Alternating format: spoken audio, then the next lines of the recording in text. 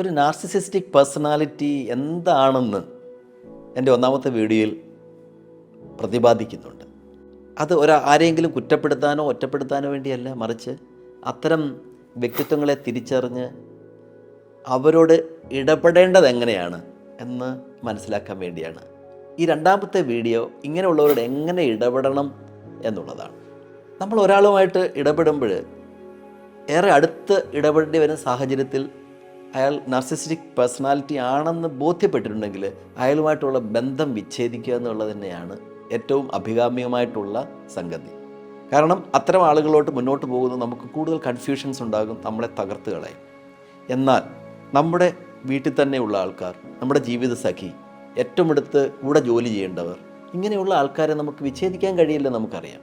അത്തരം സാഹചര്യങ്ങളിൽ നാം കൈക്കൊള്ളേണ്ട സ്റ്റെപ്സ് എന്തൊക്കെയാണ് എന്നുള്ളതാണ് ഇന്ന് നമ്മൾ ചിന്തിക്കാൻ പോകുന്നത്. ഒന്നാമതായിട്ട് ക്രിയേറ്റ് ബൗണ്ടറീസ്.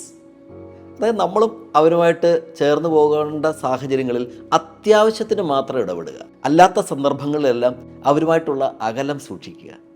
അനാവശ്യമായ കൂട്ടുകെട്ടിനും യാത്രയ്ക്കും സംഭാഷണത്തിനും ഒരുങ്ങാതെ ആ അകലം സൂക്ഷിക്കുകയാണെങ്കിൽ നിങ്ങൾ സുരക്ഷിതരായിരിക്കും. രണ്ടാമതായി speak up for your self. നിങ്ങൾക്ക് വേണ്ടി നിങ്ങൾ സംസാരിക്കുക. നിങ്ങൾക്ക് വേണ്ടി സംസാരിക്കാൻ മറ്റാരാണ് ഉണ്ടാവുക? നമ്മുടെ വീട്ടിലുള്ള ആളുകൾ, നമ്മളോട് ഏറെ ഇടപെടുന്ന ആൾക്കാർ, അവരുടെ ഫ്രണ്ട്സും നമ്മുടെ ഫ്രണ്ട്സും ഒന്ന് തന്നെയാണ്. വീട്ടിലാണെങ്കിൽ നമ്മുടെ ജീവിത സഖിയിൽ നിന്നാണ് ഈ അനുഭവങ്ങൾ ഉണ്ടാകുന്നതെങ്കിൽ ആ വീട്ടിലെ മറ്റംഗങ്ങളൊക്കെ അവരുമായിട്ട് നമ്മളെക്കാൾ കൂടുതൽ ബന്ധമുള്ളവരാണ്. അതുകൊണ്ട് തന്നെ നമുക്ക് വേണ്ടി അവർ സംസാരിക്കുമെന്ന് കരുതണ്ട. ഇത്തരം സാഹചര്യങ്ങളിലൊക്കെ നമുക്ക് പറയാനുള്ളത് ചുരുങ്ങിയ വാക്കുകളിൽ വ്യക്തമായി നാം പറയേണ്ടതുണ്ട്. ഇങ്ങനെ പറയുമ്പോൾ വാച്ച് യുവർ വേർഡിങ്. നമ്മൾ സംഭാഷണത്തിൽ ഉപയോഗിക്കുന്ന വാക്കുകളൊക്കെ തന്നെ വളരെ സൂക്ഷ്മതയോടെ നിരീക്ഷിച്ച് അത് ഒരു പന്ത് തിരിച്ചു വരുന്നത് പോലെ ശക്തമായി തിരിച്ചു വരാൻ സാധ്യതയുണ്ട് എന്നുള്ളത് കൊണ്ട് കരുതലോടെ സംസാരിക്കുക. വെറും വാക്ക് പാടില്ല.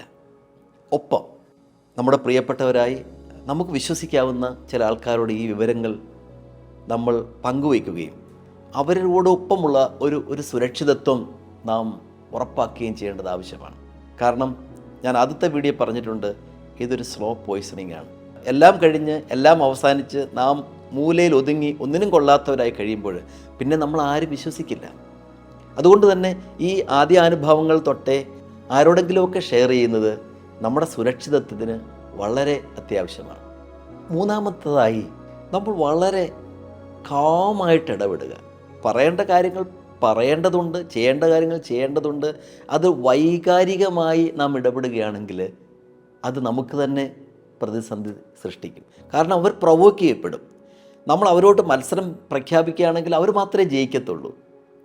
അവരുടെ ഒരു സഹകരണത്തോടെ മുന്നോട്ട് പോകാൻ സാധിക്കത്തില്ല. അവരുടെ ലക്ഷ്യം നമ്മളെ കീഴ്പ്പെടുത്തുക എന്ന് മാത്രമായതുകൊണ്ട് നിങ്ങൾ കരുതിക്കണം, നിങ്ങൾ ജയിക്കില്ല. അവരെ പ്രൊവോക്ക് ചെയ്യരുത്. അതുകൊണ്ട് തന്നെ ബി കാം. നിങ്ങൾ സ്വസ്ഥരായിരിക്കുക. നിങ്ങൾക്ക് നിങ്ങളാണ് വലുത്. ആ ഒരു തിരിച്ചറിവോടെ വേണം ആ ആളോട് പെരുമാറാൻ. നാലാമത്തെ കാര്യം വളരെ പ്രധാനപ്പെട്ടതാണ്. Seek A professional. ഒരു കൗൺസിലറോടോ ഒരു സൈക്കോളജിസ്റ്റിനോടോ നിങ്ങളുടെ പ്രശ്നം പറയാം. നിങ്ങൾ പ്രശ്നത്തിൽ എവിടെ വരെ എത്തി നിൽക്കുന്നുവെന്നും ഇനി നിങ്ങൾ എങ്ങനെയാണ് മുന്നോട്ട് പോകേണ്ടതെന്നും നിങ്ങളെ സഹായിക്കാൻ പറ്റുന്ന മറ്റൊരാളില്ല. കാരണം ആ വ്യക്തി ഈ വിഷയത്തെക്കുറിച്ച് ഗഹനമായി പഠിച്ചിട്ടുള്ള ആളാണ് എന്നുള്ളത് കൊണ്ട് നിങ്ങളെ സഹായിക്കാൻ സാധിക്കും. ഇനിയും ഇങ്ങനെ ഇത്തരം ഒരു കാര്യത്തിൽ വിക്റ്റിമായി പോകുന്ന ആൾക്കാർ ചെയ്തുകൂടാത്ത കാര്യങ്ങൾ ഓർത്തിരിക്കേണ്ടതാണ്. ഒന്നാമതായി, ഡോണ്ട് ആർഗ്യൂ ഓർ കൺഫ്രണ്ട്. ഈ ഒരു സാഹചര്യത്തിൽ അയാളോട് നമ്മൾ വാദിച്ച് ജയിക്കാം എന്ന് വിചാരിച്ച് നടക്കത്തില്ല. അതുകൊണ്ട് തന്നെ അതിന് ശ്രമിക്കരുത്. രണ്ടാമതായി, കഴിഞ്ഞകാല സംഭവങ്ങളെയൊക്കെ വീണ്ടും വീണ്ടും അവതരിപ്പിച്ച് അത് അയാളെ ബോധ്യപ്പെടുത്താൻ ശ്രമിക്കരുത്. നമ്മൾ അവരെ ബോധ്യപ്പെടുത്താൻ ശ്രമിക്കുമ്പോഴൊക്കെ അവരിൽ അത് ശക്തമാവുകയും നമ്മളെ കീഴ്പ്പെടുത്താനുള്ള വഴികൾ അവർ തേടുകയും ചെയ്യും. ഒരു കാരണവശാലും ഇതൊന്നും അവർക്ക് ബോധ്യപ്പെടില്ല എന്നുള്ളത് കൊണ്ട് അതിന് നമ്മൾ മുതിരാതിരിക്കുന്നതാണ് ബുദ്ധി. ഉദാഹരണമായി, നമ്മുടെ ഒരു ഫ്രണ്ടിൻ്റെ വീട്ടിലോട്ട് കുടുംബമായിട്ട് പോകണമെന്ന് വിചാരിക്കുക. നമ്മുടെ ജീവിതസഖിയാണ് നാർസിസിസ്റ്റിക് പേഴ്സണാലിറ്റി എങ്കിൽ അവിടെ ചെല്ലുമ്പോൾ നമ്മളെ ഹ്യൂമിലിയേറ്റ് ചെയ്യുന്ന പല വാക്കുകളും അവരുടെ ഭാഗത്തുനിന്നുണ്ടായേക്കാം. പെരുമാറ്റങ്ങൾ ഉണ്ടായേക്കാം.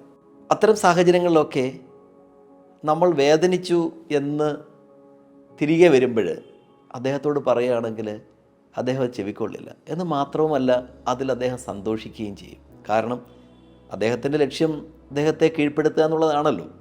അതിൽ വിജയിച്ചുവെന്നാണ് അദ്ദേഹം മനസ്സിലാക്കുന്നത്.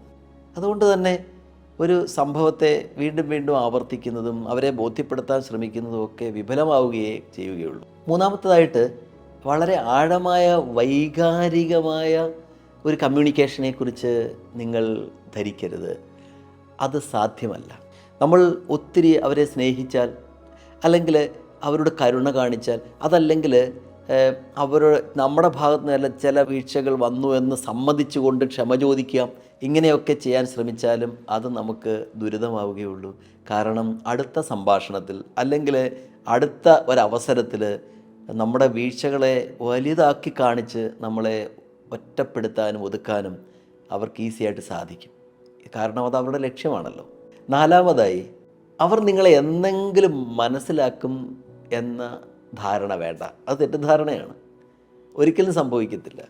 നമ്മളെ മനസ്സിലാക്കിക്കോളും, ഇന്നല്ലേ നാളെയായിട്ട് ഇയാൾക്കൊരു മാറ്റം സംഭവിച്ച് ഞാൻ അനുഭവിക്കുന്ന ദുരിതങ്ങൾക്കെല്ലാം ഒരു പരിഹാരമുണ്ടാകും എന്ന് വിചാരിച്ച് മുന്നോട്ട് പോകേണ്ട ആവശ്യമില്ല. ഈ 4 കാര്യങ്ങൾ പ്രത്യേകം ശ്രദ്ധിക്കുക. ഇവിടെ നമ്മൾ എന്താണ് ശ്രമിച്ചത്?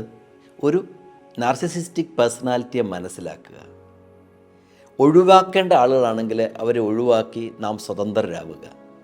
ഒഴിവാക്കാൻ പറ്റാത്ത ആൾക്കാരാണ്, കൂടെ ജീവിക്കേണ്ടവരാണ്, അല്ലെങ്കിൽ കൂടെ കൊണ്ടുപോകേണ്ടവരാണ്, കൂടെ ജോലി ചെയ്യേണ്ടവരാണ്. ഇത്തരം സാഹചര്യങ്ങളിലൊക്കെ വളരെ ശ്രദ്ധയോടുകൂടി പരിമിതമായി മാത്രം ബന്ധപ്പെടുകയും നമ്മുടെ സുരക്ഷിതത്വം ഉറപ്പുവരുത്തുകയും ചെയ്യുക.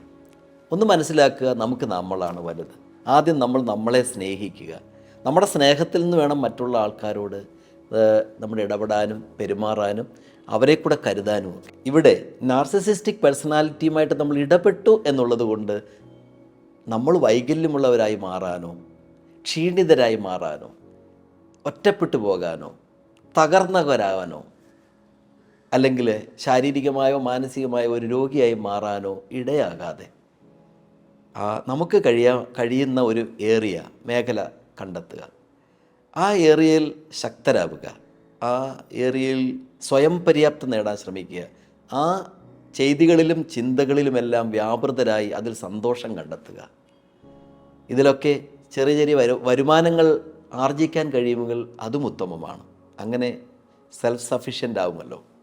എല്ലാ അർത്ഥത്തിലും ജീവിതത്തെ മഹത്തരമായി കാണുക. ഒരാളുമായി മാത്രമല്ലല്ലോ നമുക്ക് ബന്ധമുള്ളത്. നമുക്ക് കഴിയുന്നിടത്തോളം ബന്ധങ്ങളെ വ്യാപിപ്പിക്കുക. നമ്മുടെ സ്നേഹം എല്ലാവരിലേക്കും വ്യാപരിക്കട്ടെ. ഈ നാർസിസിസ്റ്റിക് പേഴ്സണാലിറ്റിയിലും ഉള്ളിൻ്റെ ഉള്ളിലുള്ള സ്നേഹം നഷ്ടപ്പെടുത്തണ്ട. Thank you. നമസ്തേ.